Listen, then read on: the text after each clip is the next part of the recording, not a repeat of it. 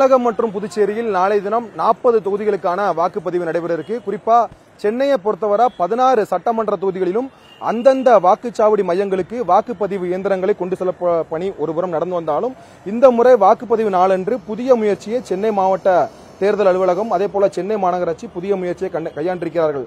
அதாவது பெண் வாக்காளர்களுக்கு முக்கியத்துவம் அளிக்கும் வகையில் பெண்களுக்கு முக்கியத்துவம் அளிக்கும் வகையில் 16 சட்டமன்ற தொகுதிகளிலும் பிங்க் நிற வாக்குச்சாவடி மையங்கள் பிரத்யேகமாக அமைக்கப்பட்டிருக்கிறது.